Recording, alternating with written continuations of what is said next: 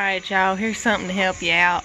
I'm pretty lucky that I have a lift I can work with, but if y'all are changing oil in these trucks, the oil shoots out here, shoots out the side, gets all over everything up under here. So get you a piece of cardboard, put in there as a catch, and direct it down to wherever you want it to go.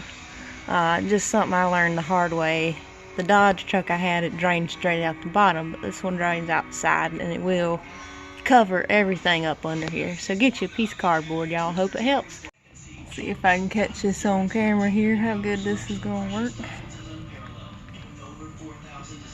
I'm probably gonna drown myself in oil since I'm trying to watch this through the camera here.